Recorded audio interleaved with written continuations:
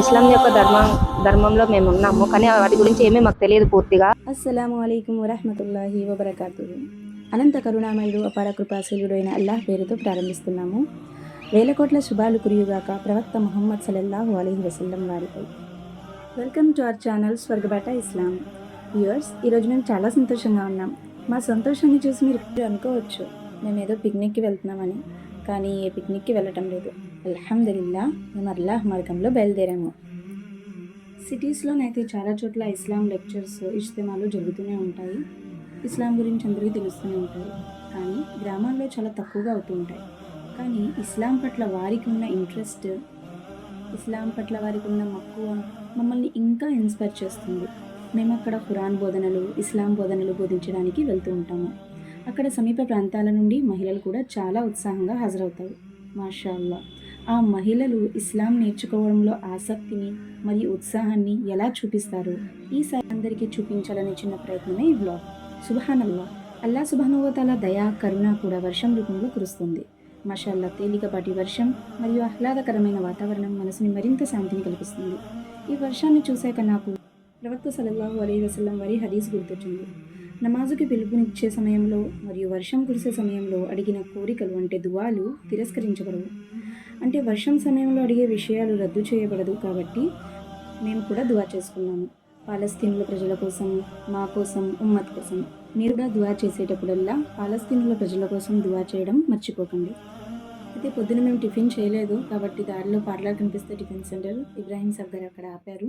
అయితే ఇబ్రాహీం సాబ్ గురించి కూడా మీకు చెప్పాల్సింది. ఇబ్రాహీం సాబ్ అంటే మేము ఏ గ్రామంకి అయితే వెళ్తున్నామో బోధనలు చేయడానికి అక్కడ ఇమాం సాబ్ అనమాట. అక్కడ మస్జిద్ ఇమాం సాబ్. అతని ప్రయత్నం వల్ల అల్హమ్దులిల్లా అక్కడ చాలా ఇస్లాం వ్యాపించింది. ఎంటర్ అయిపోయామండి. అల్హమ్దులిల్లా చాలా ఖాళీగా ఉంది, ఎందుకంటే ఎర్లీ మార్నింగ్ కదా, ఎక్కువ మంది ఎవరు లేరు. ఆర్డర్ ఇచ్చేసాము. అల్హమ్దులిల్లా ఆర్డర్ కూడా వచ్చేసింది. అల్హమ్దులిల్లా బ్రేక్ఫాస్ట్ కంప్లీట్ అయిన తర్వాత మళ్ళీ మేము స్టార్ట్ అయిపోయాము. పర్సనల్గా నాకు గ్రామాలంటే చాలా ఇష్టం మాషాల్లా. ఎందుకంటే అక్కడ పచ్చదనం కానివ్వండి, అక్కడ వాతావరణం కానివ్వండి, గాలి, గ్రీనరీ చాలా బాగుంటుంది మాషాల్లా. సో ఈ గ్రామాలకు వెళ్ళడం అయితే నాకు చాలా ఇష్టం.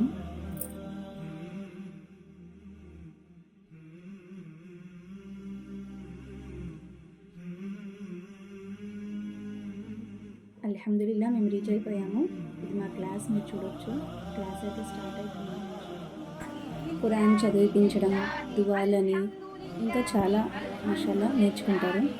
అయితే ఫస్ట్ డే చాలా రోజుల తర్వాత క్లాస్ స్టార్ట్ అయింది కాబట్టి ఫస్ట్ డే ఈరోజు ఎక్కువ మంది స్ట్రెంత్ రాలేదు. ఇస్లాం యొక్క ధర్మంలో మేము ఉన్నాము, కానీ వాటి గురించి ఏమీ మాకు తెలియదు పూర్తిగా. వాటి గురించి కొంతైనా మా పిల్లలకి మాకు కొద్దిగా తెలుసుకుందామని చెప్పి ఇక్కడ చెప్తున్నారు. చాలా కాలం నుంచి ఏ క్లాసెస్ జరగలేదు. ఇప్పుడు మాకు మా సరౌండింగ్ దేవాడ గ్రామం నుంచి అక్కడ మసీద్లో చెప్పారు క్లాసెస్ జరుగుతుందని. అలా ఇబ్రాహీం గారు మాకు చెప్పడం వల్ల ఇక్కడ క్లాసెస్ పెట్టించారు. మేము వచ్చాము ఇక్కడికి. కొద్దిగా పిల్లలకు కూడా నేర్పించవచ్చు, మేము కూడా నేర్చుకుందామని చెప్పి. ఏం నేర్పిస్తారు క్లాసెస్ అంటే? ఏం నేర్చుకోవడానికి వస్తున్నారు? మనల్ని సృష్టించింది ఎవరు, సృష్టించిన సృష్టికర్త గురించి చెప్తున్నారు. మన జీవితంలో మనం ఏం సాధించాలి, ఎలా ఉండాలి, ఏ విధంగా వెళ్ళాలి, మన యొక్క ఓకే. వీటి వల్ల మీకు లాభం ఏముంది? ఇవన్నీ నేర్చుకోవాలి అంటున్నారు, ఇంత టైం తీసి వస్తున్నారు.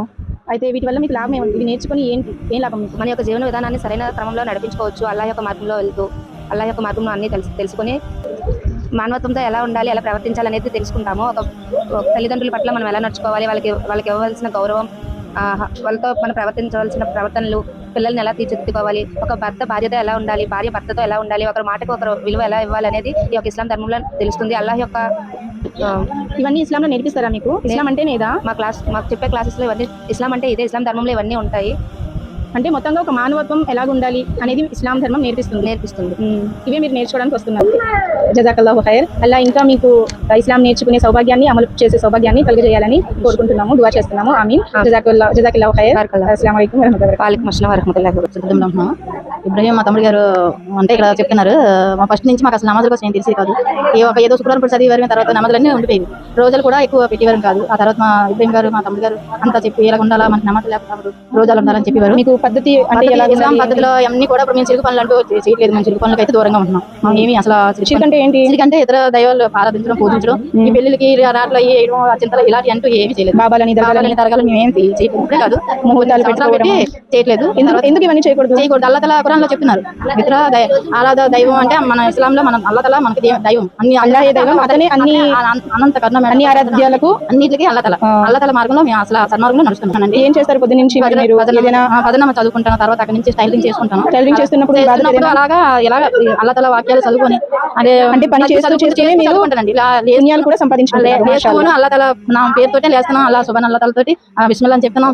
పది పని చేసినప్పుడు అల్లా తను తలుసుకోకుండా ఏం చేయనండి, అల్లా తలుసుకొని చేస్తాను. ఇప్పుడు అల్లా తల దయ వల్ల 5 పూట నమాజు 6 బాగున్నా బాగుపడిన కూర్చొనైనా చదువుకుంటుంటాను.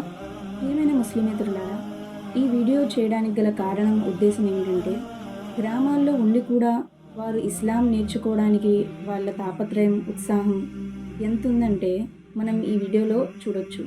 ఇక సిటీల్లో ఉండి కూడా మన ఇస్లాం ఎలాగుంది, మనం ఇస్లాంపై ఎంత అమలు చేస్తున్నామో, మన తాపత్రయం ఎంతలా ఉందో మనం ఒక్కసారి ఆలోచించాలి.